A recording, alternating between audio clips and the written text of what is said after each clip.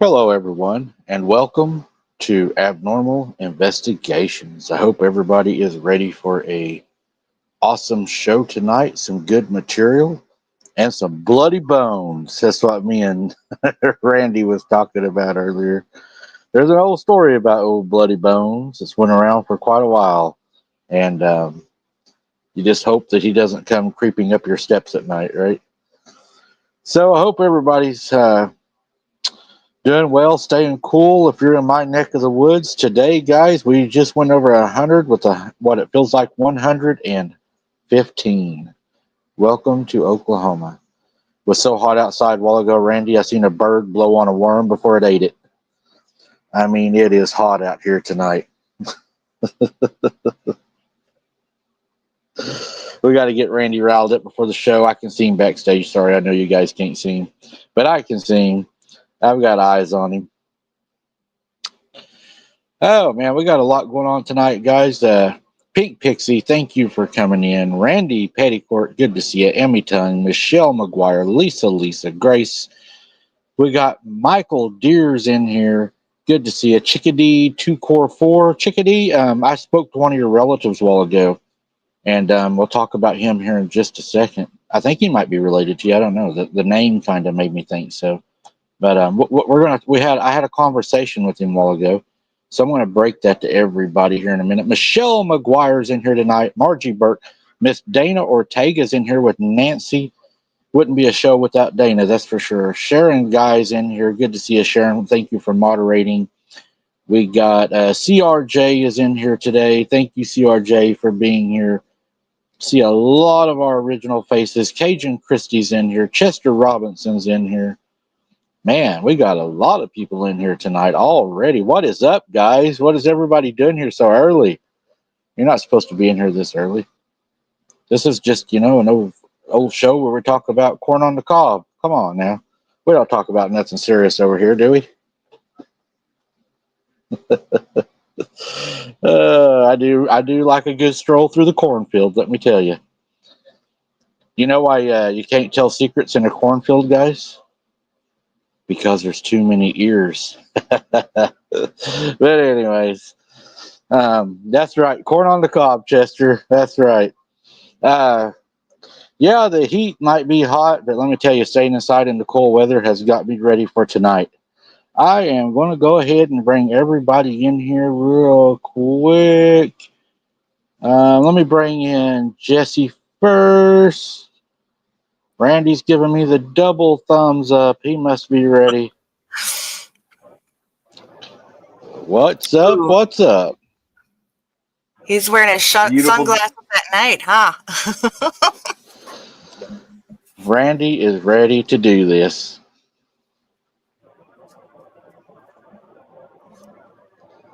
If he can hear me. Yeah, I can hear you. Little lag, I think. You copy? Yeah, probably a little lag. It Can acts like you guys in hear and me out. now? Now I can. Okay. 5x5. You are 5x5, Roger Tango.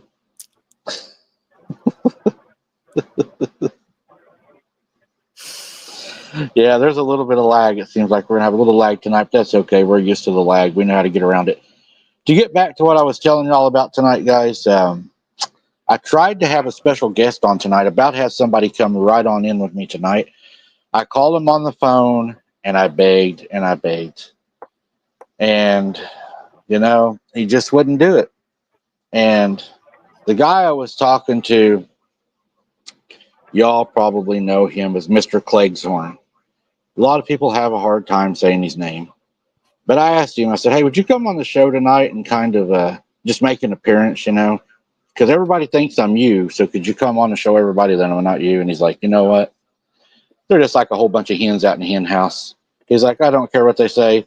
It doesn't bother my life one way or another. I'm enjoying my good life. I'm out here living my best life. I'm in the cornfield. And he said, really? I don't give a cluck what they say. So I couldn't get him to come on. He said he wasn't interested. You know how those roosters are. You can't trust them. You never know what kind of mood they're in. Ain't that right, Randy? Yeah, and roosters are good eating when cooked properly. That's right. And if you serve them with some good corn on the cob. Also, roosters are good gator fishing. You ever go gator fishing? Live chicken Oh, works very. I've never done it, but I'd love to go gator fishing. That is on my bucket list. I love gator But tail. the funnest way to catch them is you get a shark hook and you get the proper fishing pole and reel to catch sharks and pit you don't use live chickens. That's cool. I'm just making a joke about that. But you can use like dead chicken cut up. You can buy chicken in the grocery store already cut and stuff. Or if you have your own, you can prepare it yourself.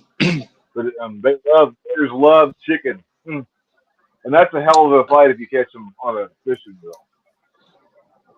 I think But they you better taste make sure really, really good. they taste kind of like chicken. It's different. You can tell the difference between chicken and gator. But the closest taste to the gator would be chicken, in my opinion. Right. I've But I've had people say I love I've a had good Cajun gumbo. I haven't since I lived in New oh Orleans. I bet I Sharon love a can good whip shrimp up gumbo. a Cajun gumbo. I guarantee you. I love shrimp gumbo, Cajun shrimp gumbo. That's the best, especially when you catch the shrimp yourself when it's fresh. I've never ate The fresh shrimp you shrimp. get around here, this, well, that stuff is so small. I would call that, that's like baby shrimp that we're eating. But real shrimp, real shrimp caught in the ocean, decent size, are like this. Just to let y'all know. And when you There. get after you shed the shell and stuff like that, you'll have a piece of meat about that long and about that wide Wow. compared to what you buy here. It's hard to get fresh seafood in Oklahoma, even though it is fresh. It wasn't caught today, I promise you. The stuff you buy in Right. the store today. If you go to the grocery store and buy frozen fish or shrimp or whatever, or mainly shrimp, that's not today's catch. But that's as close as you're going to get living here in Oklahoma. Right. Sharon said she's going to send you And her there's real recipe. cool. There are real monsters in those New Orleans swamps. I can tell you that. Yeah, I would imagine there's a lot of things down there in them swamps. Speaking of them swamps, tonight's encounter, we're going to be talking about those swamps a little bit. So, Hey, I strongly suggest if you ever go down to New Orleans, never go alone, and make sure you know what the hell you're getting into, because there's more than just gators out there that can kill and do shit. I assure you. yeah, it seems like anytime you get around an area where there's not a high population and there's a whole lot of land and a lot of swamps and water, people tend to go missing. Yep. And sometimes it's caused by humans too. That's a good way to that I've heard that the mafia would unalive somebody. They would take them to the swamps and let the gators eat them. It's going to be hard to find any evidence that way. Now that was Tyler, from a movie that I watched. Tyler, you are missing out, my man. Crawfish is so good. We have huge crawfish boils here. My son Hunter and Logan, man, we sat down and let me tell you, we cook a bunch of crawfish, and it is so good. We end up lighting lights at night so we can actually finish it off the table. It is so good. I love crawfish. Uh, that's right, Cajun Christie. What I might have to do is on one of my outdoor channel, I may have to go catch some fresh crawfish if I can and do a boil. But no, Logan won't let me. He said we can't do that till Hunter comes home.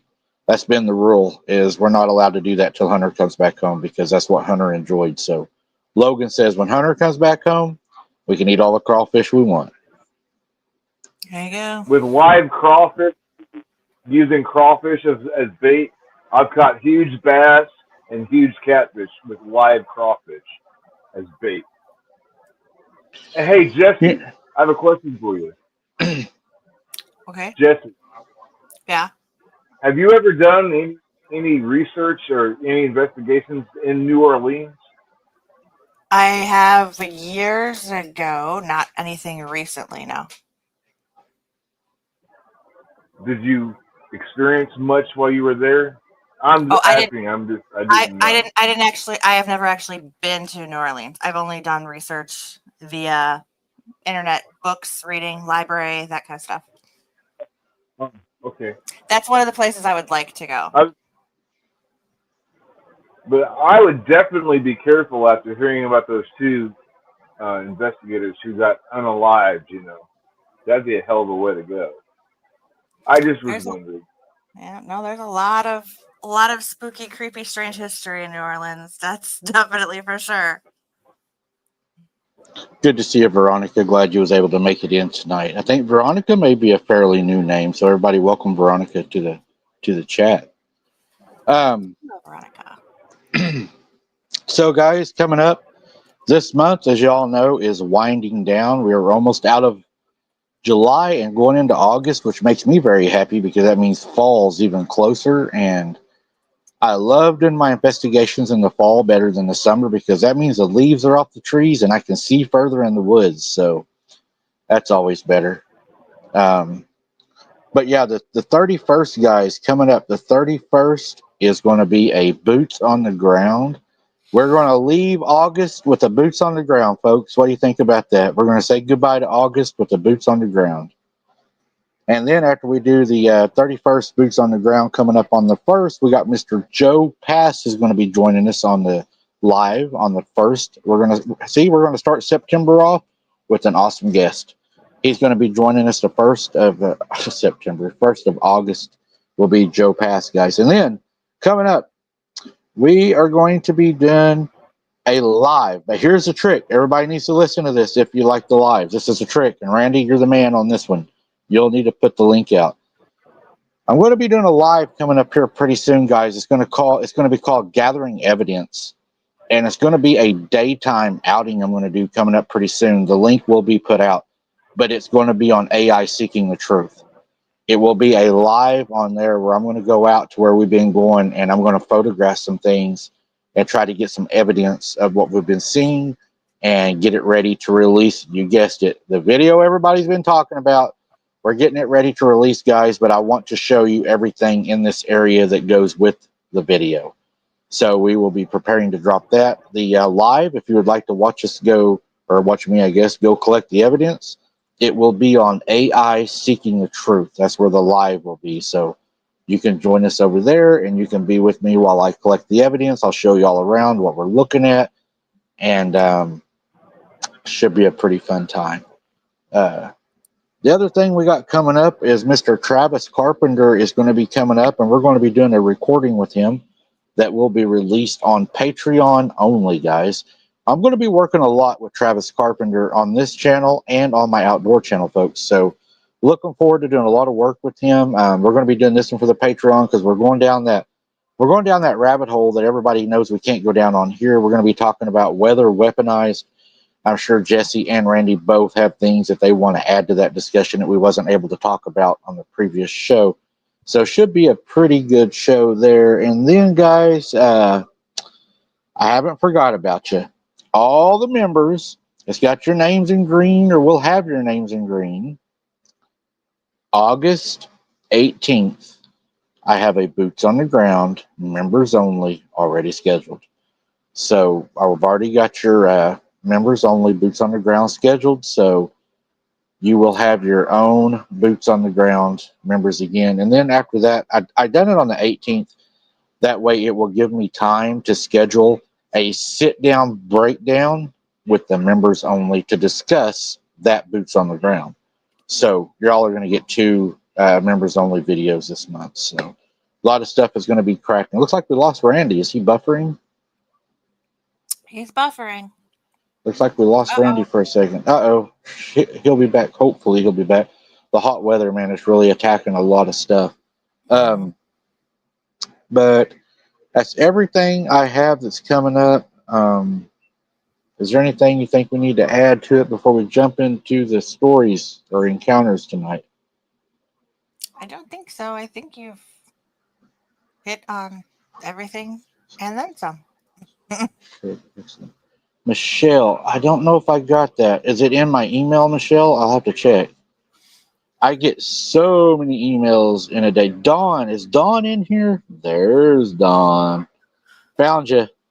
Hey, Dawn. I was talking to Sharon a little bit today, and I don't know what your thoughts are, but how would you like to come on and maybe sit in and co-host on a show or two? Would that be something you're interested in? We was kind of talking about you today if your ears were burning. So we were having a little, little gossip about you, just a little bit, but it was all good, I promise. See if I can catch what Dawn says. I don't want to miss it. Chat's moving pretty quick tonight, guys. Chat is moving pretty quick, so I'm trying to keep up with it. Nope, it's on your abnormal investigations page. Okay. I will try to find that, Michelle. There's Randy's back with us.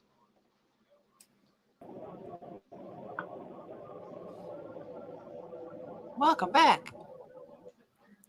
Hey, nice to have reliable internet. If it kicks off, at least it comes back pretty quick without having to wait 3 weeks on a surface call. Right. Dawn, I think we would have a fun time, man. I would enjoy doing that. I know that I was told you have a lot of knowledge. Hello, Jennifer Bush. Good to see you over here. We would never forget about you, all of us family over here. It ain't a party without everybody, right? What's that movie, Next to Kin? We got people pulling in school buses and everything, guys. School bus full of snakes, wasn't it, Randy? Have you seen that movie? I think Randy froze. Did Randy freeze?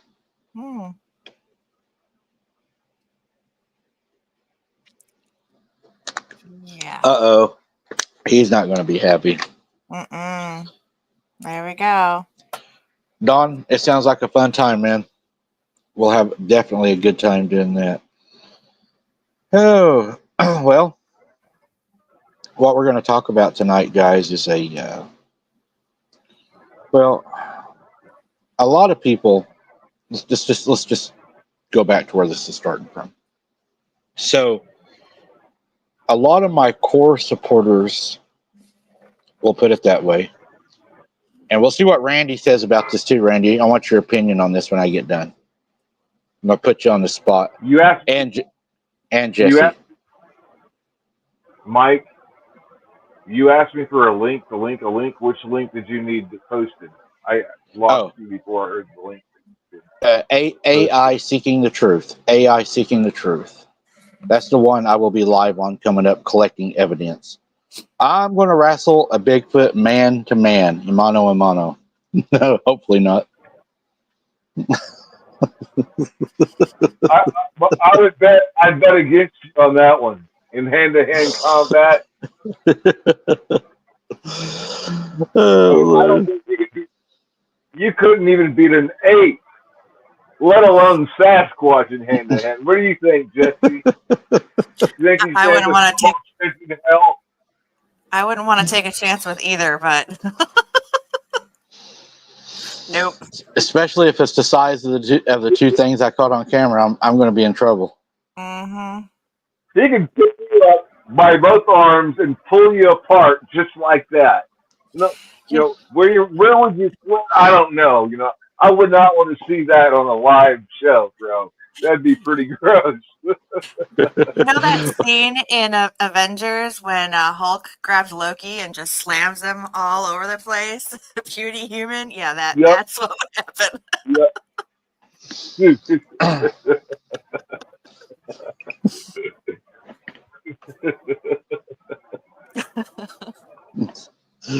So yeah, what was I going to? Oh, so I'll get Jesse and Randy's opinion on this also after I say it.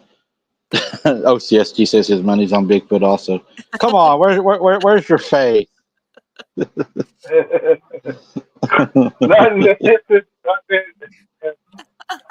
in hand to hand, bro. So a lot of people have been sending me emails, and I've been reading them throughout the weeks. And one of the things that has been a constant email that has been sent to me is practically pretty much talking about these two things. A lot of you are glad that the boots on the ground are back. I know a lot of you missed it. That was a staple of my channel, was boots on the ground. I think I pretty much based my channel around boots on the ground, except for the viral video that I put out in the very beginning. It was pretty much a boots on the ground as far as, our higher numbers. Now, during the boots on the ground, a lot of you guys and women asked me to please get a partner. And I have looked for a partner to go out with me. And as much as I would love to have somebody to go out with me, to be able to meet what I'm looking for, I think is going to be difficult. I don't just want anybody to go out with me. I want them to be trained in the woods a little bit, to know their weapons, to know what we're after, to have knowledge of all those things. So yeah, that's some of the things you all have been talking to me about. No, my vehicle was not damaged, thank God. It was scary though when it shook it. That did scare the hell out of me. But as far as finding somebody, it's going to be hard. It's not going to be something I'm just going to be able to do within a few days. It's going to have to be somebody that truly knows what's going on, and it's not going to shoot me in the back if they get excited, scared, or panic. I want to know that somebody can handle themselves in a high stress situation, because as a lot of you know, when I'm out there boots on the ground, my boots on the grounds are not just no stress. Mine get pretty stressful sometimes. Yeah, that's right, Jan. And it gets scary out there. And a lot of times, a lot of people would probably rather I leave. I see that in the chat a lot. A lot of people tell me leave, leave, leave. And I push on, push on, push on. How many partners would be okay with that, and how many people could handle that? Probably not many. When you start really running into stuff, it just it changes the whole aspect. But that was one of the things that you all had been asking me to do. Now the second thing, John, that bridge is something else. I'll agree with you on that for sure. The second thing a lot of you asked me to do is more investigations. I want to explain to y'all why I haven't done that, okay? The investigations that I used to give you guys, I base those on the investigations I've done in my work, okay? I spent over 25 years as a CLEAT certified officer. Out of those 25, 12 of those, I was an investigator. And out of about 8 of those, I was a captain. Um, had a lot of responsibility, a lot of investigations I done everything, whatever happened. There wasn't like an investigation I did not do. What I did focus my training in was domestic. That's what I focused everything in. So whenever I look at these cases that I presented to you guys in the past when my channel first came out, I used those skills that I learned in re-looking at these cases.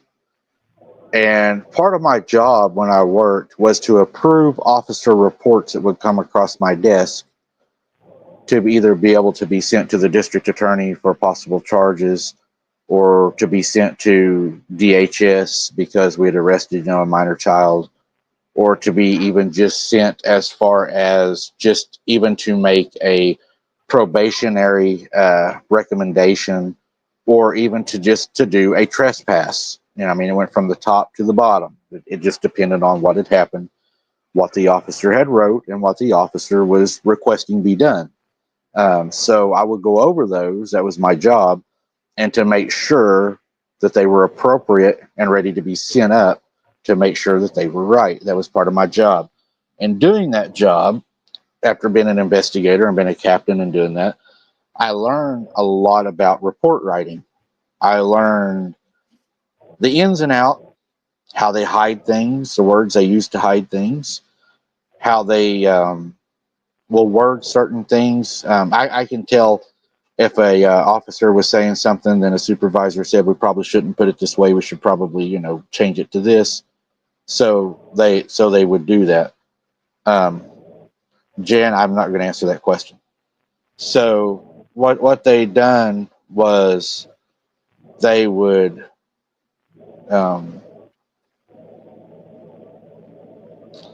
I think it's self-explanatory on that, Jen, if I have or not with my job.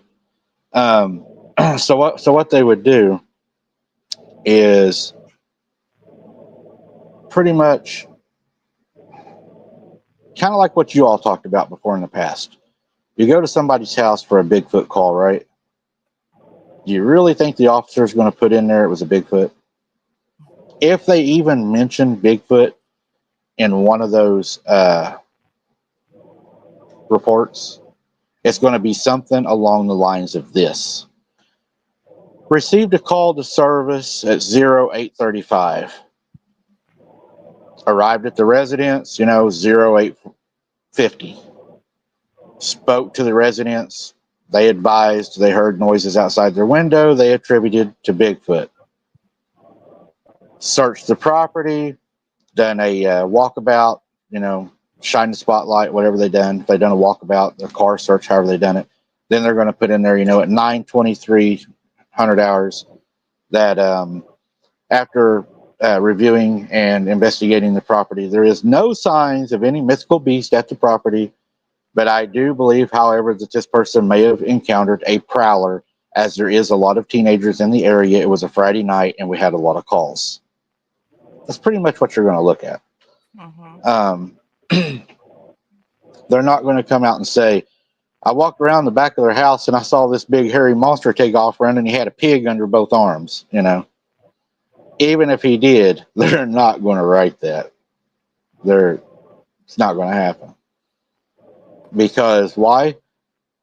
Because Sasquatch is not proven to exist. And whenever you write a legal document, it has to be based on facts. If it doesn't exist, then it cannot be factual. So I put a lot of that into my thoughts and opinions and theories when I read these cases. And that's what I do. I give you all my opinion based on my experiences. I did take a class in media relations. I do have a degree with that I took. I just took it because it was free. They offered it, so I took it. I also have my national terrorist response training. I am trained in that federally. I done that. That was something that they gave to us for free, so I done it. Anything they gave us for free, I took it. If it came across my desk, hey, you know what? If they're going to pay me to go to school to learn something, to get another degree or another certificate to help with my resume, am I going to take it? Absolutely, I'm going to take it. So I did. And, they offered it, so I took it. So, Randy, your thoughts on it? I mean, I don't do a lot of investigations right now because they do take up a lot of time, and I'm busy with, other things, as you all know. But I love doing them, and I think that was a staple of the show. You have to give me a summary of what you said because I was having internet issues for a few. Oh yeah, you was out. I'll let Jess But start, and you'll get an idea off of what Jess is saying probably, because she'll summarize it probably. okay, go ahead, Jeff. So You, yeah, you're in the spotlight now. I mean, I don't. I mean, I don't know exactly what you want me to say. I agree that. I mean, as I far as think the he's just asking. investigations goes, there's a lot that goes into it. I mean, even as far and as deep as you go into your investigations, there's a lot of work and time that's put into it. Um, Beyond like even the small bits of reporting and stuff that I've been able to put together for my own personal research and such. I mean, the stuff that you put out to everybody on your channel, it's very in depth. So I know it takes a lot of time. And then on top of that, trying to work on doing something like boots on the ground where yes, you do need to have a partner out there with you. It's getting more and more dangerous the more you go out there by yourself. So I don't know, is that what you were looking for? Yeah, pretty much. Yeah, I think that my staple to my channel was my boots on the ground, and it was my investigations. And I know that's what a lot of people want right now, and that's busy right now. What I'm doing, the lies that were against me in court and everything. It's hard for me to just investigate cases, but I'm starting to do it again. Y'all's got a lot more coming out. That's exactly what we're going to be looking at today. Exactly is something I looked up and we're going to go over. So I think it will be interesting to most everyone. Good evening, Tennessee, Kentucky Bigfoot. I'm excited to have you on the Wide Open Channel 2 coming up. It's going to be a really good show. So, one of the things I want to look at with you guys is a missing child, okay? So, I went over this, and it's pretty interesting. Uh, Back in the 1950s in Pleasantville, uh, there was a child that had a pretty interesting disappearance that had happened. Um, the name of the child, make sure I get this right because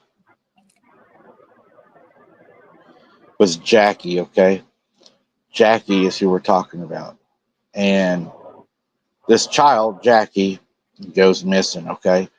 So Jackie was playing with his three sisters while his parents were at a picnic at an oil company's property in Pleasantville. The family was socializing with others when Jackie's 7-year-old sister told their father that Jackie was missing. The family started to look for the boy and could not locate him. It was at this point that everyone in the picnic started to participate in the search.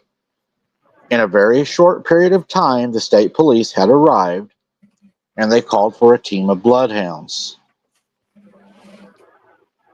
How many times do we hear these children have gone missing, even around parents, whenever they turn their heads just for a second? Mhm. So, the adults are at a picnic, the kids are off by themselves playing, and then all of a sudden, one of them comes up missing.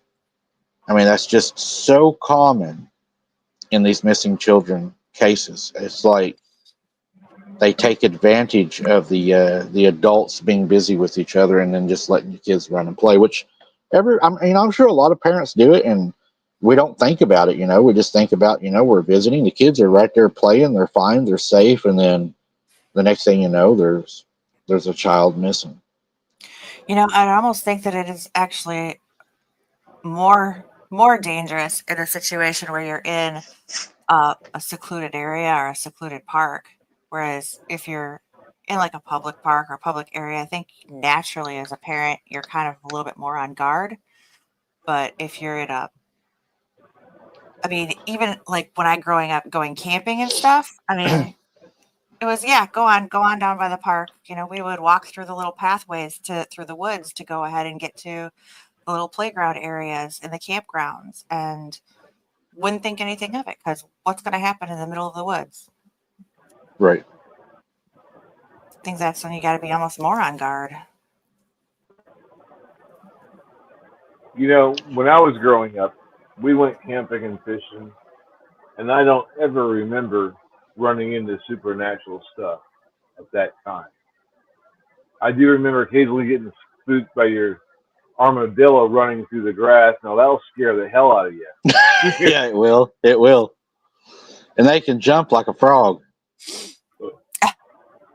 It sounds like a damn tank's coming towards you in the grass. I mean, and you're looking for some huge damn monster with all this noise, and it turns out to be this little bitty thing. You know, it'll scare the hell out of you too the first time you encounter one of those things, especially at night.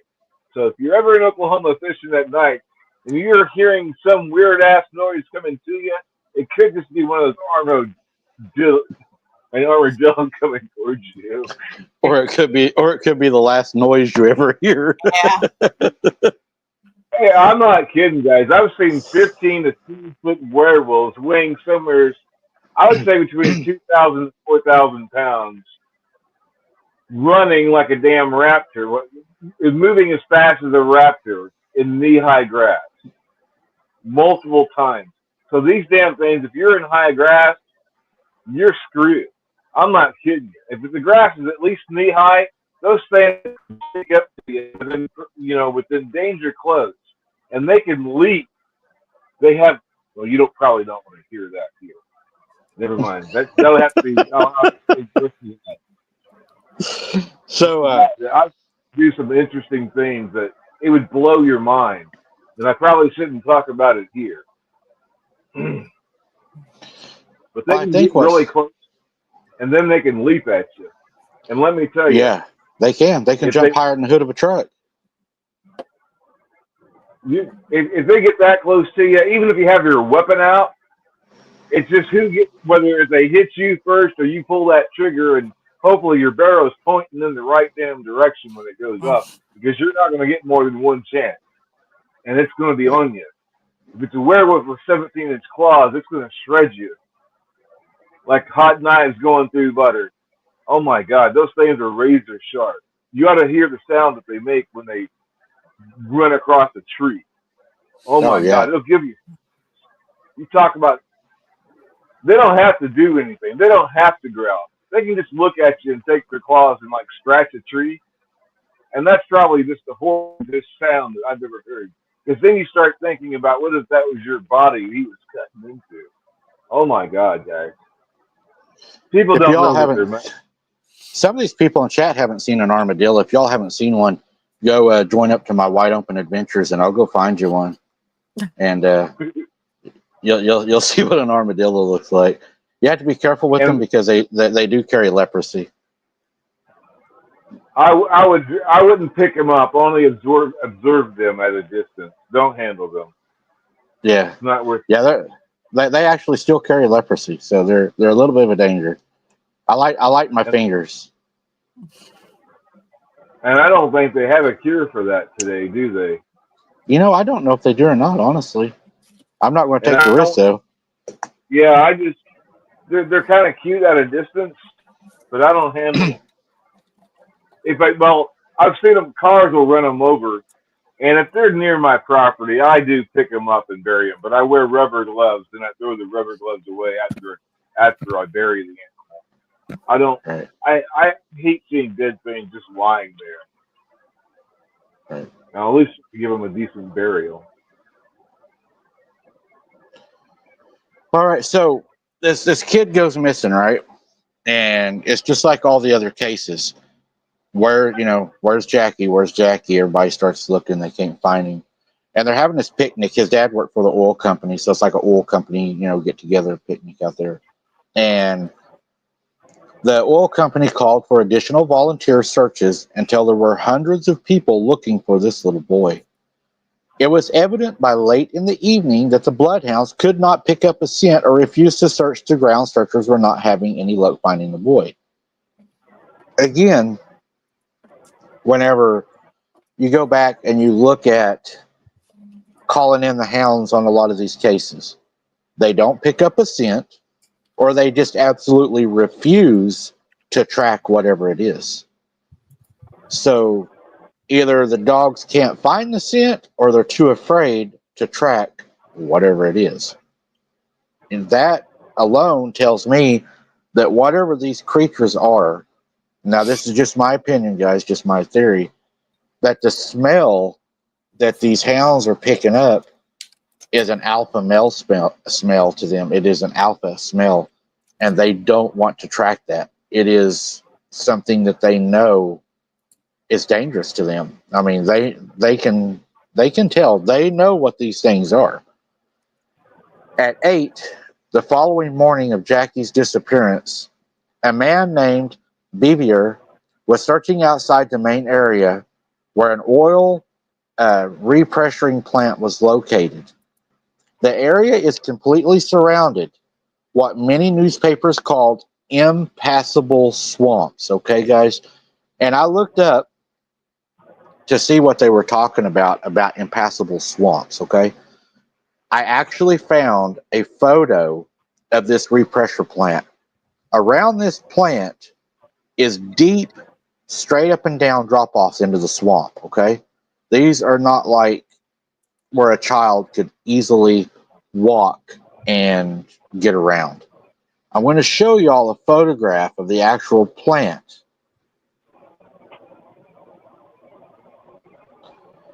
And it just blows my mind, you know, how a child could especially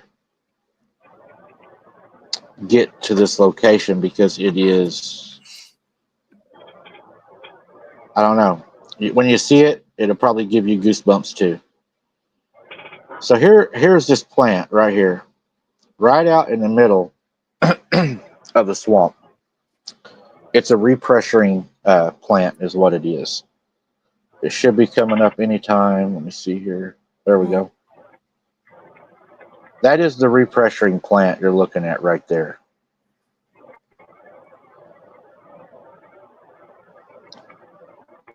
Now, what's weird, you go down, let me see here. As Mr. Bevier and a crew of searchers were walking through the swamps, he accidentally saw Jackie looking around the side of a tree, almost peering at him. Bevier called his name, and Jackie answered. Okay. A couple of things caught my attention on this part of the investigation that they done. You know, first thing I asked myself is, why was the child hiding behind a tree, peering at the search and rescue? You know, why would he not go to the search and rescue? Why was he hiding from him? Why was he acting like that? What was causing him to act that way, right? Right.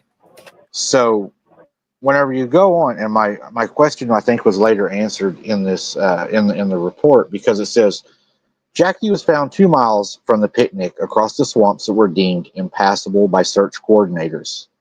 Okay, this child has went 2 miles through the swamp that professional investigators said was impassable.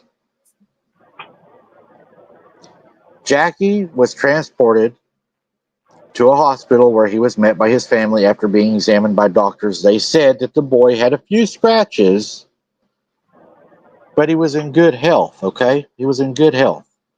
Now, what I have here is I want to show to y'all, because I think this is going to be important also, is we have an image of whenever the little boy was found.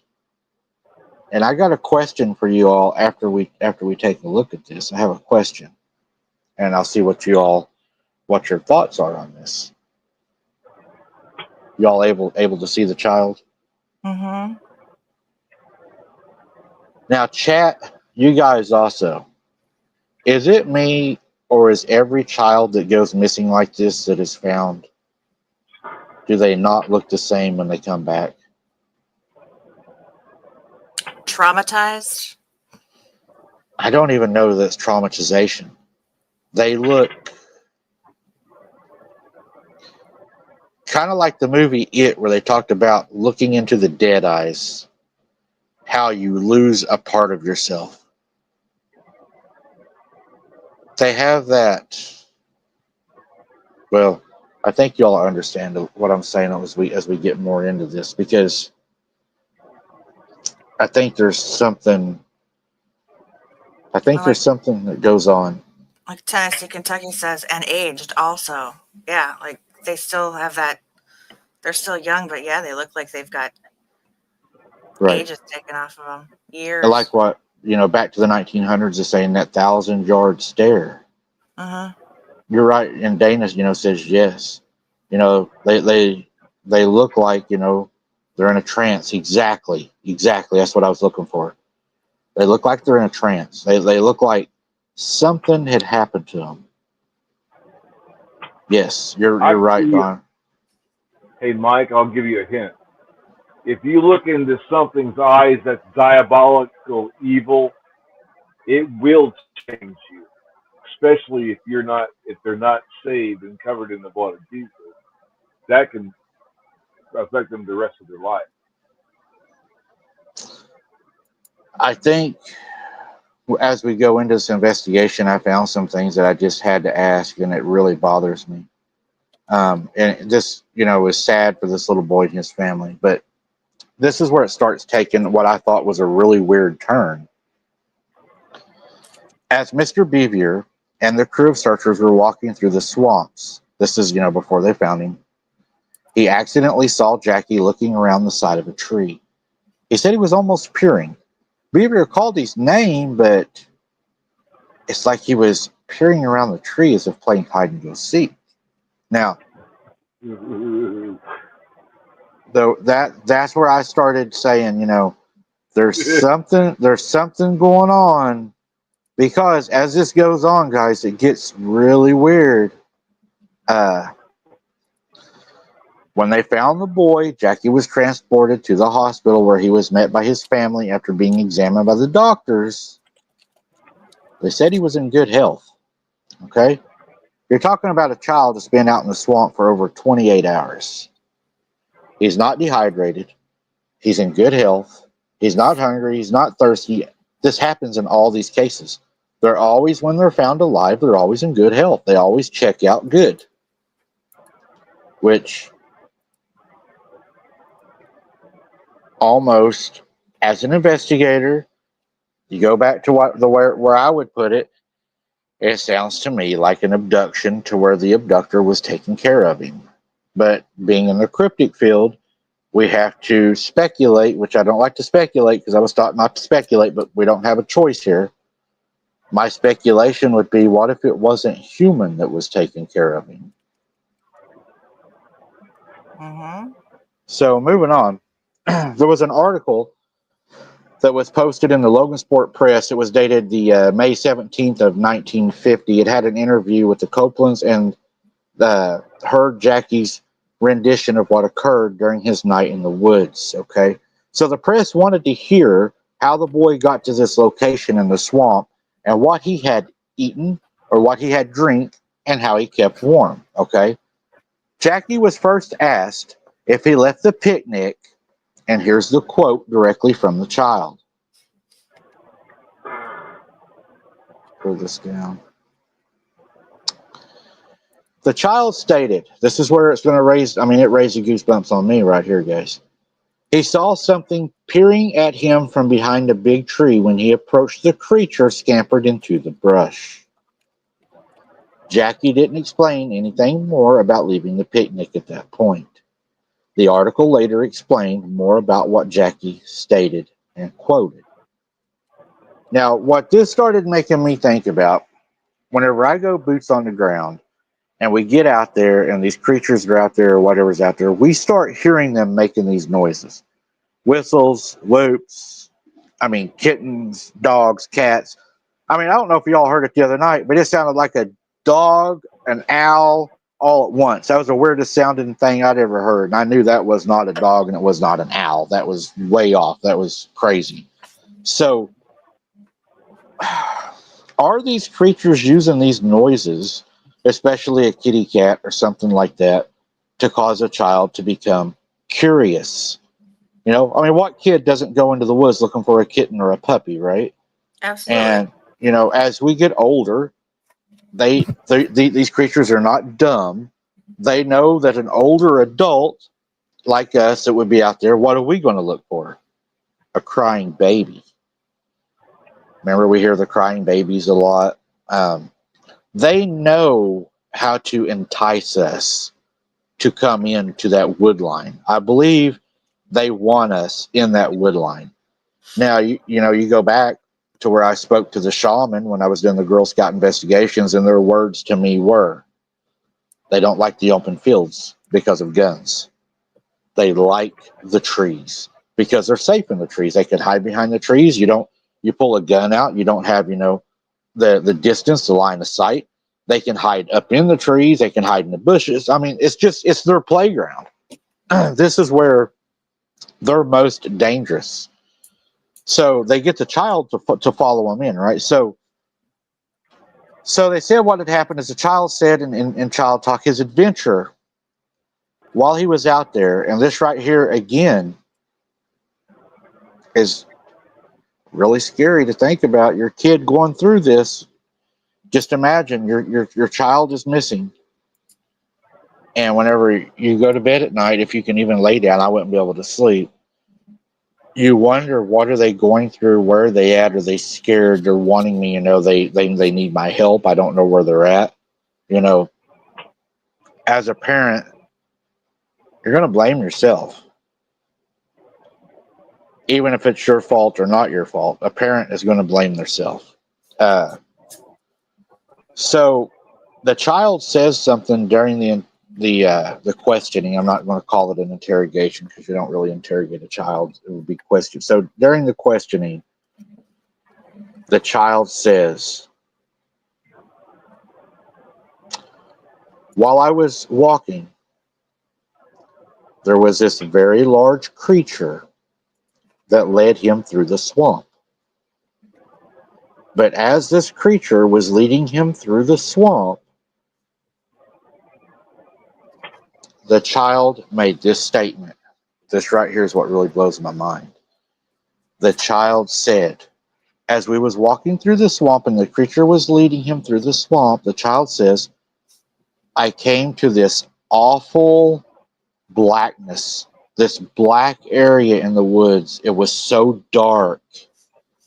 It's like there was a little bit of light in the woods, you know, the sun, whatever it was coming through, the moon, the end of the day, the late evening, there was light. But all of a sudden, they reached this part of the woods to where it just goes dark. And that's what the child says. He says he actually named it. The child named it.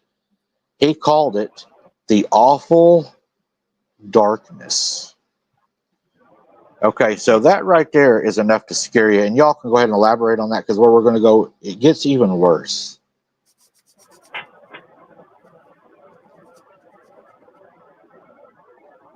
Well, I mean, when it comes to naming things, kids usually don't have much of an imagination anyways. Like, you know, you give them a new pet and it's like, oh, what are you going to name your new orange cat? Orangey. So Right. for a kid to describe something as what was it? The awful darkness? Right. He called it the awful darkness.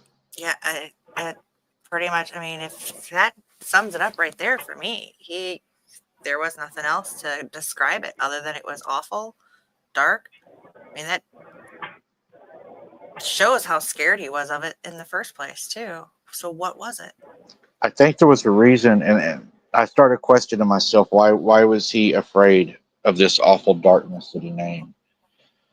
So as I started looking, because it hit me really hard that the kid had quoted awful darkness, that was telling me that It wasn't just darkness. He wasn't just afraid. Something traumatizing happened in that darkness.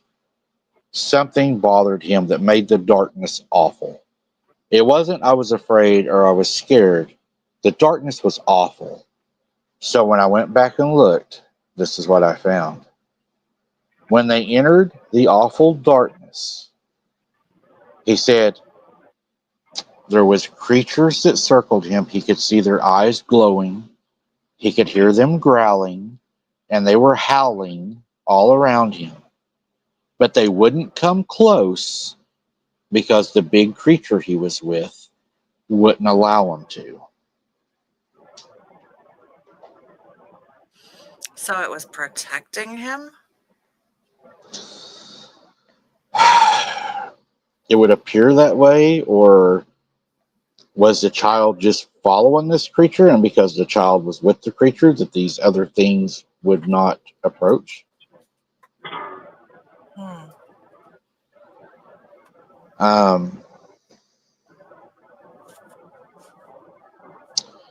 The child, they said, was able to recount for certain experiences that he encountered out there. It sounds like that it was a Sasquatch that may have been protecting him from dogmen or werewolves. Based on the information, him being such a young child during questioning, the evidence is, it's weak because there's not a lot there. And it leads to a lot of speculation, and I don't really want to speculate really any further than what we have because I don't want to draw a false path to something. But based on what he said, the howling, the eyes, the large creature, something was definitely helping him through the woods. And there was definitely, I believe, a point to where something happened that caused that child to at the minimum, to see kind of a territorial difference between something and something else. He knew that something else wanted to come over, and the child knew that it wouldn't because this thing wouldn't allow it to come over. So there was something happened in that awful darkness, as the child calls it. Right. Also, when they spoke to the child, I found this pretty interesting too. As the child said, they said, "What did you do all night?" And the child said that he had slept through the entire night in the woods. The investigator said how Jackie slept, under those conditions he described, is truly a miracle. A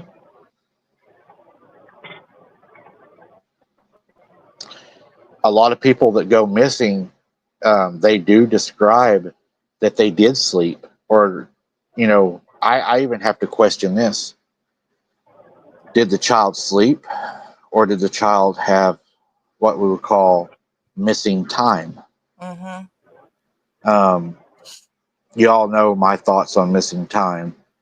I would probably go down the trail of the child after seeing what he witnessed. I mean, I know what I've seen, what I caught on camera, and it scared the hell out of me. So I can only imagine what a child would think. I would think that it would be the possibility of shock would be the way I would go. As an investigator, I would go with shock. What do you all think? I mean, there's been other accounts where people have talked about, even when they're camping and they hear the stuff going on around them. I mean, you would think that you hear strange noises that you can't comprehend or understand. The first thing you're going to do is not go to sleep. Now your adrenaline is going and your mind is racing. But then they say they fell asleep. Mm-hmm. So makes you wonder too, like, are they able to do something to manipulate, especially a small child, to fall asleep and just... This is where I play devil's advocate with y'all as an investigator, looking at it from a human point of view. My theory, if I had to put it on paper, I would say that he went into shock. Shock causes drowsiness, sleepiness. That would be the way I would go. Now, we can speculate and we can go outside of the box. Are you and Randy wanting to go outside of that box and say, I think it was something else. I'm just giving you my opinion, how I would have wrote it out based on how I have to write a report or would have had to write a report. I think it's important to talk about any other possibilities. And if it's not something that would work or that would make sense, then yeah, let's hash it out. Let's see why. Let's go. Okay, this would be my theory. I'll put it out there and I'll let you all tear it apart. Here's my theory. Okay, in the swamp, we know the kid was missing for 28 hours, been separated from his parents in a dark environment. We know that the child is going to have a little bit of, he's going to have a lot of fear built up. He's going to be afraid. He's going to be alone. We know the swamp was cold that night. Swamps are damp. Swamps are wet. We have the possibility of hypothermia. We also have the possibility of shock. So with shock and hypothermia, what comes with that? Hallucinations. Did the child encounter something out there? Was there something that led him through there? I'm playing devil's advocate on the other side right now. I'll go to the other side here in a little bit because there's more evidence I'm not telling y'all right now, but that would be how I would write it, knowing what we have talked about right now.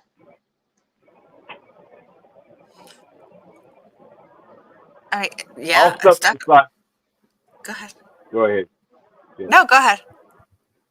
I'll step out of the box, looking at the data, looking at how the kid is not the same.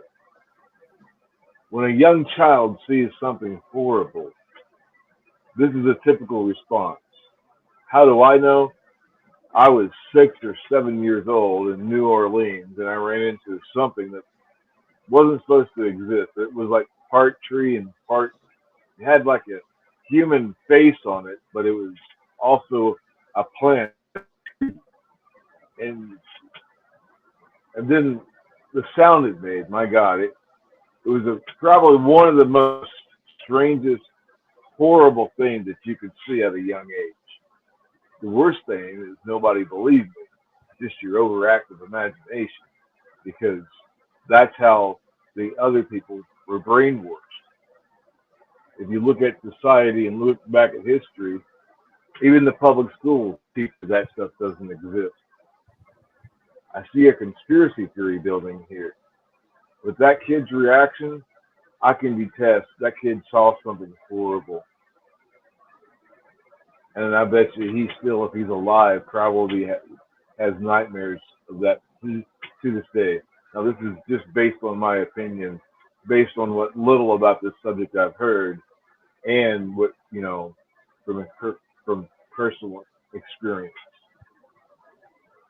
So I'll just say that, and then we'll get back to Mike telling us, and now the rest of the story. I enjoy hearing other people's opinions. I've always enjoyed that. So what's your theory based on the information, based on the data? What would be your hypothesis at this point? I don't know if I would, again, the way I look at things are a little bit differently. You will usually put in, a few of the different theories, and then as the data comes through, cross it off based on what is probable and what's improbable. So at this point, it could have been, I would agree, it could be any one of those possibilities that, was it shock? Could be shock, make him, tired and go to sleep as a coping. Um, just so much going on. Could it have been something external that they were manipulating him, making him drowsy? Could be. I don't know. I wouldn't necessarily cross anything off at this point, but you said there's more. So Well, looking at the data, if the kid had waded any amount of distance through that swamp, he would have been covered in the most blackest, stinkiest mud that you have ever smelled in your life. That the mud in the swamps, that's the most stinkiest crap. It smells like death. And basically that's what it is from everything dying and decomposing. And Or what? that kid It's organic material. Yeah, But if that kid had waded through that, they would have said something in the report about the way he looked, but they didn't. So that rules out that it was a human that took him. I was gonna say, but how would a 2-year-old even wade through that stuff? I mean, They my didn't. first reaction would be something would have had to have carried him Yeah, to travel all that distance. and a human could carry him, but it's very doubtful given the distance. Why would someone carry that kid 2 miles? It doesn't make any sense to me for a human to do something like that. Because even for a human, that's some dangerous stuff to go do is wading through the swamp Right? by yourself. That's a good way to get eaten by some gator. Or there's pythons in there now that can kill you. Yeah. There's also bull sharks. You got bull sharks too in those swamps, and some of them are big enough to kill you and eat you. And that's all a shark will do. You can't talk or reason with the shark. They'll just eat you if they can. Well, one of the things, and this is just, from me going through the report and my mind working how my mind works, I started seeing things that really started to bother me. Uh, for instance, the child spoke a whole lot about the creature peering around the tree, watching him, right? So, what did that remind me of? Whenever I look at a case, I try to take other cases. I don't know if y'all are familiar with case law, but what I do is I will take cases and I will put that case with something that is proven to be as fact. So you take and you put things together have happened in the past that to be, to try to understand what you're looking at. So what was the creature peering? The to me the creature watching him reminded me of being at my granny's. It reminded me of instance of my little cousin in particular. She was outside playing. She was about 8 years old. One of the creatures was out in the field where the grass was tall. The yard was always mowed, but the field was tall. And it was whistling at her. And it was making little puppy dog noises and everything. It did catch her attention. She was looking at the grass line. And she was outside by herself playing in the yard. And then it does something that it just shoots stuff all over your body, the goosebumps, because it reaches its long, hairy arm out of the grass, and this is in the daylight. It reaches its long, hairy arm out of the grass, and it's kind of got its hand extended out of the grass, and it's doing this at her. Now, this was not the first time they had seen the creature do this. She said it had long fingernails, and I'm not going to say her name, but it started calling her name out, like calling her name. She started crying, ran in the back door to her mom like she should have. Thank God she done that and that she didn't go to whatever it was. So then whenever I look at his case, it tells me these things are stalkers. They like to watch their victims and they wait for that opportunity, which to me makes them the opportunist. I think they come up and they watch and they try to find that one child that they believe will be the easiest one to get, the easiest one to travel with, the one that's going to be away from the rest of the kids. Because when kids are playing, there's always that one kid that just doesn't quite fit in. He's kind of the out. I think they watch for those things. And then what happens to a kid that's not being paid attention to in a game as much, right? Their mind begins to wander. They start looking around at other things because, hey, they're not passing me the ball, right? So you're really not as engaged in the game. And then you see something and you're like, what's that? And you go over to check it out, right? Do the other kids care that kid's checking it out? No. Because they really probably didn't want you to play anyways. They just had to let you play so their mom and dad didn't get on to them. So they're like, oh, good. He's out of the way now. He's over there. Leave him alone. He goes over, and whatever this thing is, it's lured him over there. It takes that opportunity and does what it does. Uh, Mhm. what I found interesting also, and it's kind of bone chilling, when the child was questioned when he was first interviewed, he said that this creature was peeking or peering from around a tree. He seen it watching him, and that's first what caught the child's attention.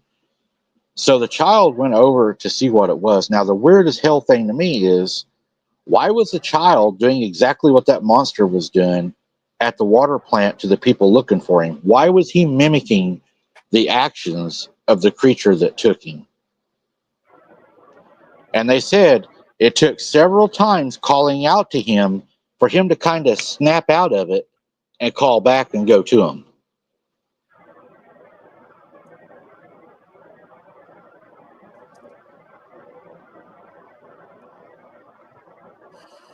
I mean, Just like obviously you, he was scared. Maybe he just didn't trust. It wasn't used to. Maybe he didn't trust the people because had he been seeing other things or beings out there that looked like people too that he found out weren't, and so he was scared.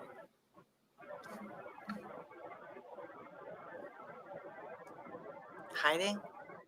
I don't know, Randy. well, when he was speaking from behind that tree, that kind of reminded me of one of the most scariest stories I've heard. With that redhead kid, that creature was using him like a puppet. Mm-hmm. um, yeah, again, I would need to hear more before I can draw a conclusion. I don't have a conclusion yet to give you. Continue, sir. It almost sounds.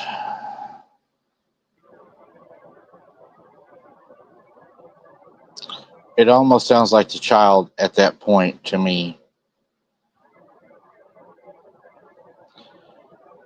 You know, whenever somebody, I got to watch how I word this because, Yep.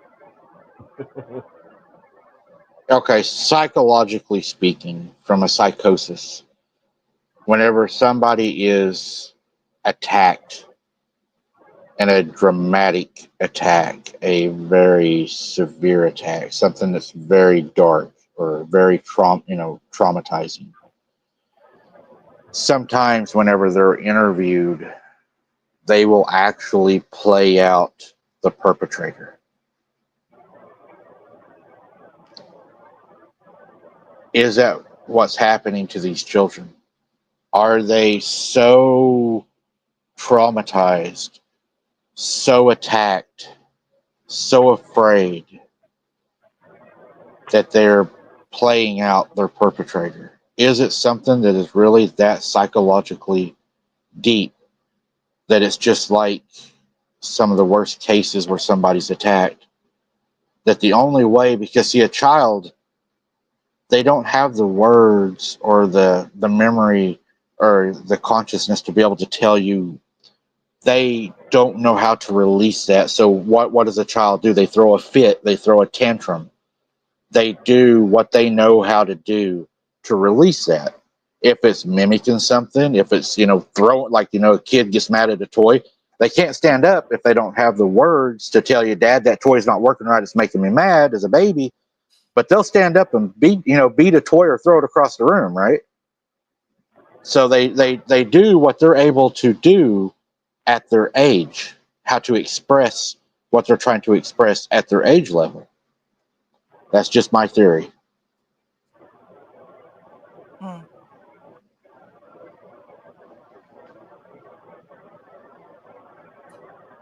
I would agree. Yeah, could be. I I mean, don't we have any have. data. I don't have any data to dispute that. So draw the I'm best going off. conclusion. I'm going off of data that I know from investigations, and I know that during huge events that cause a lot of trauma, and I'm not talking like small events. I can't go into those but events to where things happen to people they don't want to happen to them, or attempted things and stuff, it causes a huge, PTSD is observed in a lot of people that go through high trauma.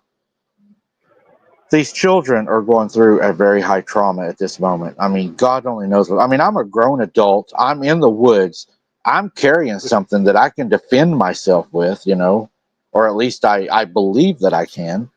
And when I saw these things, what I filmed the other night, did it bother me? Hell yeah, it rattled me to the bone. I wasn't even able to go an hour on the members' live video because I know what I caught out there in them woods. I know what was there. I don't have to hear it or hear a rock thrown at me or a twig or a whistle, or I seen them. I mean, they are there. I saw them with my own eyes. They are on video. You guys will see that soon. Now imagine me seeing them 50 yards away, bothering me as a man that grew up around them all of his life, still bothering me that bad, right? Now imagine a child that's never seen like that, nothing like that at all, and the next thing it knows, this thing is walking through the swamp with you. It's touching you, it's breathing on you, it's carrying you, it is physically there. Imagine that. And those things, if they have a little kid, before they unalive them, they terrorize them. That fear releases chemicals into their blood. And even the Right. werewolves enjoy that. So that kid was probably getting ready to be eaten by this creature, assuming it was a werewolf. So it's going to be taunting the hell out of that kid that whole time it's walking to that 2 mile point, getting ready to have lunch, and then it changed its mind, would be my guess, Right. based on the data. Mhm. And we could speculate and we could say that Bigfoot was defending him from the dogman. So let's say that is a possible scenario. Let's say Bigfoot was defending him from the dogman. Does that inherently make Bigfoot nice? No. It means Bigfoot could have been protecting his meal. I mean, we don't know what his plans were for dinner that night. Right. I have a story to give you some insight in that.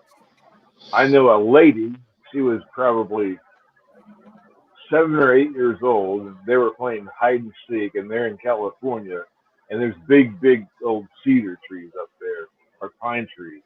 I'm not for sure which it was. But as she was running to go hide, she ran smack dab into a Bigfoot. And now she's closer to her 80s now, and she still believes, she knows that they're real. And she says she saw it stalking another kid. It was stalking and watching another kid, probably going to go snatch the kid. Because when my mom ran into it, my mom screamed and it screamed, and my mom ran in a different direction and it took off in a different direction. But she said that thing was chasing another kid when she ran into it. So that gives you some insight that they actively seek after Bigfoot seeks after children. Some of them do. What were their plans with those children?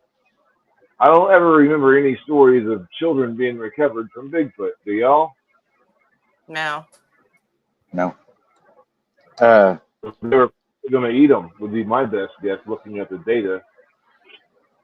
That would be my my assumption is that just like any other dog, a coyote catches a rabbit out in the wild, other things come up to try to steal the rabbit. He's going to protect that rabbit because, hey, that's my meal. I caught it. I went and got it. Go get your own, right? Right. In a child, if they're looking at eating humans, children are the easiest prey for them, and it's a smack in the face to God, in my opinion. Well, I done something that my viewers always liked that I used to do, and I spent a lot of time on this today. I dove even deeper into this case than what was presented in the original case. I took it and done my thing, as people say it, and I dug and I dug and I dug and I followed words and I followed words, and I found some things I think that you all might find pretty interesting that was, in my opinion, that was left out of the initial report. for, well, I don't think I'll have to explain that to you once you hear it. So, we know that Native Americans have always known about these spots that they call doorways into other realities, right? We know Native Americans believe in these doorways in the woods. They believe that there are doorways into other realities, okay? Now, not all disappearances are around them, okay? So just because there's a doorway or or a portal, as some people might call it, or the Bible, a window or a door, depending on what religion you believe, there would be a doorway, allegedly, entertainment purposes only, in the woods. And the Native Americans believed in these. And the reason that the Native Americans believed in these is because their children would go missing in these. Most of the time, they were accompanied by a large archway that would represent almost like a doorway. Some of the Native American shaman, the high priests of the Native Americans, would actually enter into these realities and bring the children back. Not always would they bring the children back. Some children would end up being gone and never received.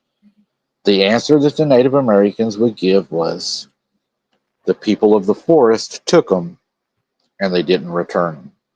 Okay, so that got me to thinking. So I dug deeper into this case, and I dug and I dug and I dug, and this is what I found, the things that were left out of the report that I think were left out on purpose. Jackie said a whole lot more than what they put in the report. Now, I might have had some help. I may or may not have had help, been able to dive this deep, maybe. But we're just going to talk about it. Jackie also stated that the large creature had led him through the swamp and to the water plant. Was it protecting him? And if it was, why did it only take him back? Why did it not take him back to his family or to the people? That's what I had to ask myself when I found that, guys. I found the other statement that Jackie had made is he had stated that the large creature had taken him through the swamp and to the water plant. So I asked myself, if this creature is, because I thought the same thing at first. I thought, if this creature is truly defending this child and it only wants the best for this child, why did it not take the child back to where the child was taken from, to where everybody's looking for the child? Okay, so I asked myself that, and I come up with this answer, and then I want to shoot it over to you guys. I want to throw y'all under the bus to see what you think, but this is what I came up with. If I'm a creature, and I'm from the fallen angels, and I know I'm flesh and blood, and I know that these humans, they're going to shoot me if they see me because I'm a monster, and that's usually what humans do when they don't understand something. They say, "Ooh, kill it." So I know that I can't be around the humans. So, but you don't want the child to die, right? You're trying to protect the child. If that, in fact, is what you're doing, I'm playing devil's advocate here because I don't believe it was, but if it was, why would it not do that? I think the reason it didn't take the kid back would be because they had this huge search party already formed and it didn't want to take the chance of getting caught.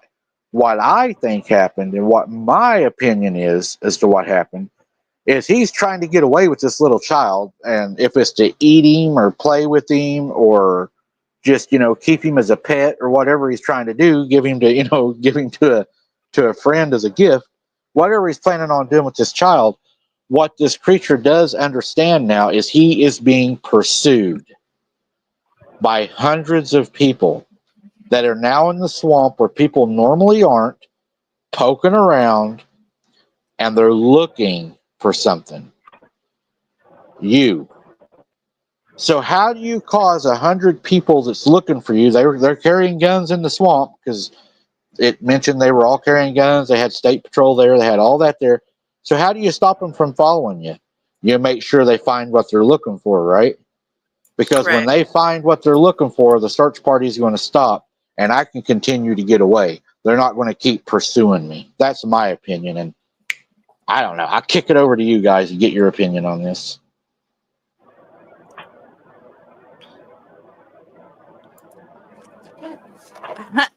I I've always kind of thought that same thing myself. That, I mean, after the first time that you had suggested that, it just makes sense. I mean, even in other criminal cases, why does a child abductor decide to drop off and abandon the child on the side of the road and run?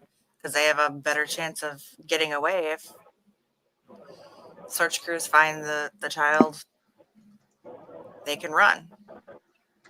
Well, now if you're looking for a person compared to if you're looking for a Bigfoot, they're not going to pursue looking for a Bigfoot. Well, not openly, anyways.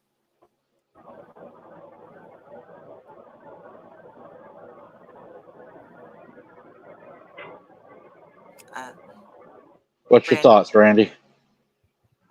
I believe you two Anything? nailed it. I don't have anything other than what you two have already said on this subject.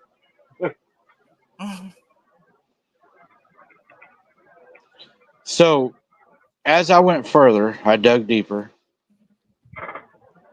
And as I dug deeper, I started thinking, why did Jackie hide from the rescuers and why was he hiding from behind the tree like he said the creature was? There was a case, 1949, that I found that a woman said that her child had been taken from his backyard or her backyard. Whenever she went to try to find the child, she was unable to locate the child, but she saw the child out in the middle of the field, looking around the tree at her like it was hiding from her. She yelled at the child and told the child that he should not be out in the field, that he knew not to leave the yard, and to come back to her immediately. The child didn't respond. The child kept peering from around the tree at her, but she noticed a long, hairy arm behind the child moving him back and forth. Does that relate to this case? I don't know. Is it a lot like this case? I think that there is some similarities enough that it should be looked at. Was that creature at the water plant using that child to get the attention of the search and rescuers? I don't know. That's something that would be a lot of speculation. Um, in That's other a words, scary thought.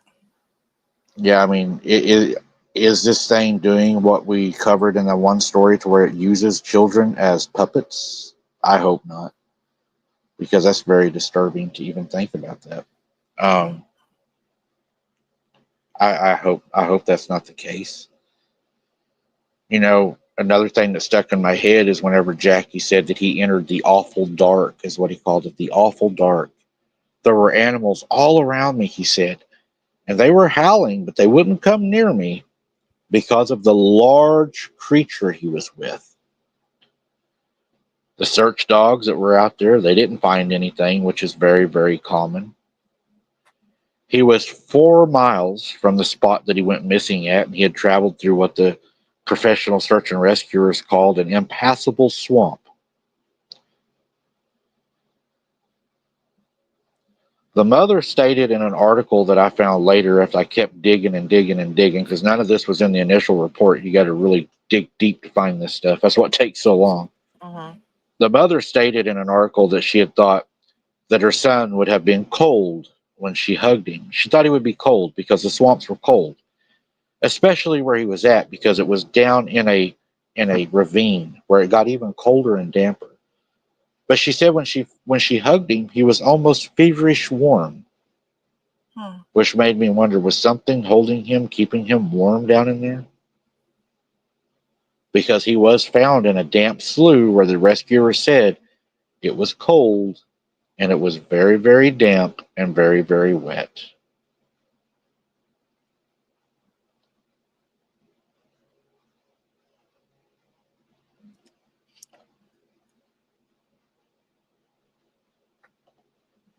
Well, okay, so I would then have to wonder, from the time that they actually discovered him, did they wrap him in blankets? Did they, I mean, how long did it take for them to actually transport him, get him out of there, and for his mother to find him and see him and be able to to reunite them? Um, could they Well, have? The weird thing is the beaver guy that found him, the initial first person that did find him, Mm-hmm. said the same thing. And the child was not wet. But here's the weird thing. Most of the child's clothes were removed from him and ripped off of him. And the back of his shirt was ripped like something had been carrying him by his shirt. But almost all of his clothes were removed, his shoes, socks, and everything. But the child was warm and he was not wet. He wasn't hungry or thirsty either.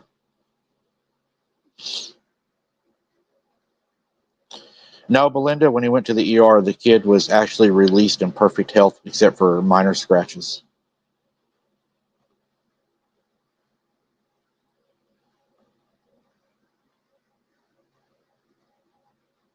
Oh, no. Yeah, they've been Prayers for them. Hawaii and the West Coast. Yeah. Oh, and Russia. Wow. What Times the are heck is going on? Times are changing. Is it the birthing pains, guys? Is that what we're experiencing? I think so.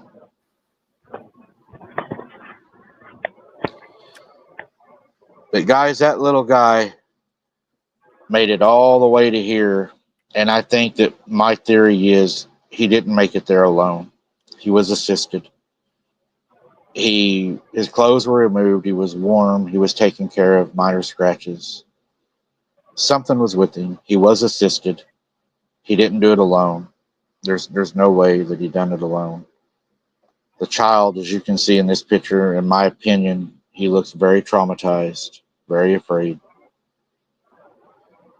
And then when he got to what he called the awful dark, lost, and you see these eyes and creatures hiding behind the trees, howling and wanting a bite at you, I could see why he looks the way he looks in the photo.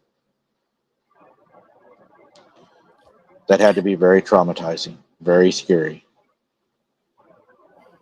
So this happened in the 50s. Has he spoke about this any time in the future or anything since? Nope. Family disappeared, done their own thing. Oh. The news media didn't even follow up after they done their initial interviews and questioning. Well, The police department threatened everybody with protective orders, and they threatened the news media if they continued to do it, they'd pursue charges because he was a minor.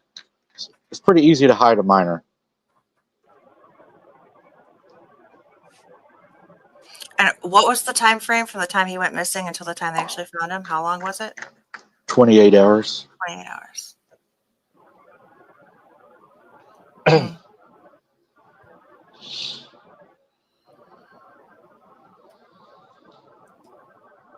So, I mean, it would be interesting to know if, there was a way to find out and come forward. I know there was another story where the child that ended up going missing had absolutely no recollection years later of it as an adult.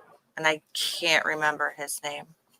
I think it was the grandmother was supposed to be. He was in the care of the grandmother and he went missing on their farm. I can't remember the name of that child. No recollection. Nothing.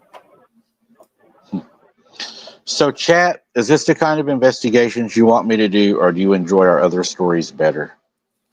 Is this what you like? If this is what you like, hit 1. If you like the other ones, hit 2. Like I said, this one took some time, but it was interesting. And it's real interesting after you dig. It just takes time. And Edith Gomez, I know that is part of the Patreon video, right? The weather manipulation? Yeah, we'll be doing a recording with Travis Carpenter. I don't have the date in front of me. I believe it's August. I want to say 11th. But we're going to be doing a recording with him. Then it will be dropped probably the following week. And trust me, I've talked to Travis, and he is biting at the bit on this. He is so ready to go down this rabbit hole. I talked to him today, actually, and we corresponded back and forth, and he's ready. and we're I think he's even got the next chapters out. We'll probably have him on in August on that also. So we're going to keep Travis pretty busy over here. We're going to have him in the Wide Open Adventures channel talking about some more survival and bushcraft. And so, yeah, we got a lot of stuff planned that's going to be coming up. 1 and 2, 1 and 2, 1 and 2, 1 and 2, 1 and 2. Looks like everybody's happy with both. Good. I know cryptids and other beings are real. My identical twin and I saw something when we were 5 years old. Catherine, if you would like to share that, you can send it to my email. I would love to talk to you. And anyone else in chat tonight, if you have an encounter or an experience you would like to share, I'd love to hear it. Even if you have a spiritual one now, I'd love to hear it. I'll take you right over to AI Seeking the Truth, and we'll do it over there. Whatever y'all want to talk about, hey, I'm here to listen, and I promise I will give you the safest environment I can. You won't be picked on, and you won't be attacked. Our moderators will take care of that. But yeah, if anybody has anything that you would like to share or talk about, then I would love to hear it. Thank you for that, Randy. I would love to be able to do that. Let's see, get my email out there. You got my email, Randy, or you want me to type it out there? I already sent it. Oh, he's already done it. Oh, there it is. He's already did it. He's already gone, done, did it. But it's done. Yeah. And what do y'all think about that bridge? I want to talk about that bridge before we get out of here, man. What do y'all think about that bridge? You need to go take it. Mom's laughing. That's a bad place. You're going to challenge them to a challenge of King of the Bridge. You need to keep the bridge, damn it. You need more people to hold that bridge. I want to see you go under it. That would be a trip. Well, actually, what I did that y'all didn't get to see is when I turned the camera off, I walked down there and kind of taught them a lesson, told them not to embarrass me like that on camera again. So we had to get that straightened out. Good thing you did that. Yeah. They better listen now. I tried that with the. Uh-oh. And that's what happened, right? That's what happens when you try to fight the wolves. You're silenced. You know, there is a lot of... I'm silenced? No. Oh, he is. I'm saying he's silenced. That bridge, I don't know what it is about it, but it gives me the worst feeling. And you know what's bad? Is that's not even the furthest bridge in there. Okay, Romans, I will check that as soon as I get off here. That bridge is not the furthest down in there. There is another bridge that's even further, that's on the same waterway. Now, see, that's the thing. All of that. Make sure I'm telling you all right. Now, most of that from that bridge is the same waterway. That is two separate waterways, but they are close together, but they are two separate waterways. So, I mean, that bridge, it never. I need to do that, Chickadee. I really do. I haven't checked that, but the bridge never is a quiet time. Sarah and I had a lot of encounters at those bridges. They seem to be pretty active. But I will have to check the ley lines. I'm not sure, exactly. Uh-oh, looks like it kicked Randy completely. Uh-oh. He'll be back. She said that is one of the questions I had. Same road. Romans, I will get with you in the email. Unfortunately, I have trolls watching right now that would love to do me harm at some of the places I go to. And I will give you some details in the email. Same waterway, though. Well, and I don't know if anybody else has noticed, but whenever you're crossing the bridge, those times when you're crossing the bridge in the vehicle mostly, I don't know if it's because of how fast you're going across, but it seems like you always have an interruption in signal at those times too. That's weird. Yeah, because I usually creep across that bridge. I don't even trust that bridge. That bridge is scary. There he is. Why do I Maybe. always feel like? Can you hear me? Yep. I hear you. Why do I always feel like somebody's watching me? Yeah. I guess somebody didn't like that topic, or is that just a coincidence? I get disconnected as I'm talking about that particular subject. Coincidence? I don't believe I in don't think so. coincidences. Mm-mm. And Belinda, you're Yep. exactly right. That is the same area. I think somebody said don't talk about that subject. Yeah, Mm-hmm. I think so too. I'll have to talk about that on the Patreon video. Yeah. And guys, don't forget the 31st will be Boots on the Ground. I know a lot of y'all are not getting the notifications when we go live. So look for it on the 31st at 9:15 p.m. Central Standard Time. I will be Boots on the Ground. So come over and join us. And you can already go in there and talk in the live chat anytime you want to and click notify me. That may give you a second notification, but I would just count on being there and mark it on my calendar because I don't think I'm going to get notified probably. Oh, on notifications, if you unsubscribe, resubscribe, and then click that bell, you'll start getting notifications again. Okay. Yeah, that's what YouTube also told me. They said that if you're not getting notifications, unsubscribe, resubscribe, hit the bell, select all, and you'll start getting them. The reason that people don't get them is whenever you get a notification sent to you and you don't go to that live or to that event, then they don't notify you no more. They're like, oh, they don't care. Well, and there is a way too that when you go in, if you open it up right away, there is another little button that says notify me that you can click on. It'll notify for that specific live that's coming up Video. as well. Right. Cool. So and then you would actually get, I think, 2 of them, because I usually get then one, and when I hit notify, I'll actually get one like a half an hour before, and then I get one like shortly after that as well, and then the final one that notifies immediately when you go live. Cool.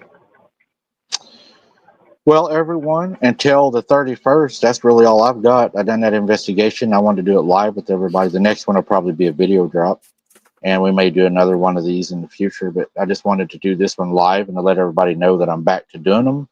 That way, y'all can know that you're going to get some investigations starting to be dropped too, real investigations. So I think y'all will enjoy that. Clough says basically salsa, but that's a great homemade salsa I made. Man, Clough, I love me some salsa. I was just talking about that too.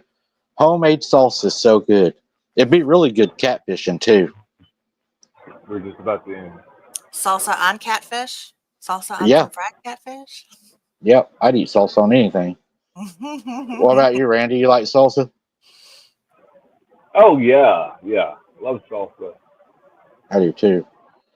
You talking about hot All right. salsa like dipping for chips and Oh stuff yeah, like that? Love it. yeah. Me too.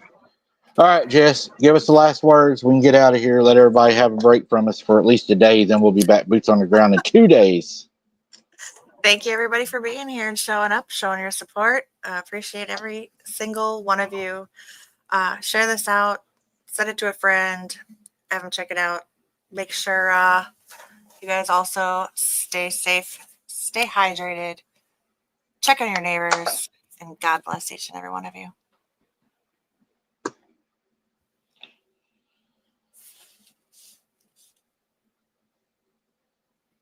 I think we Did lost Randy again. Randy freeze again? All right, guys, I'll just tell you what Randy would say. Randy would be very happy that y'all showed up tonight. He's always happy to see everybody, and we are always happy to have Randy. I hate that he's having so much trouble. Guys, thank you so much for your support. Thank you for being here. Each and every video y'all support on the drops, the lives, the boots on the ground, it all matters because that's what keeps us up in the algorithm, keeps us rolling. We had a really good night tonight. It was a fascinating night. I'm glad y'all showed up. We had a really good sit down and just a really good night and all. Hunter, I love him more than anything in the world. I can't wait to spend time with him and to work on wide open adventures with him. And Randy, I'm going to give you the last word tonight, and we're going to shut it off with your words tonight, my man. Thank you, each and every one of you who tuned in tonight. Thank you, members. Thank you, subscribers. Thank you, moderators. If it wasn't for everybody here tonight, we couldn't have this show. And what we're trying to do is get the truth out. I do believe the Abnormal Investigation channel is shining a light into the darkness. And here, guys, we're going on a trip to find out the truth about the real world we're living in. Good night, and God bless. Good night, guys. We'll see you on the next one. God bless.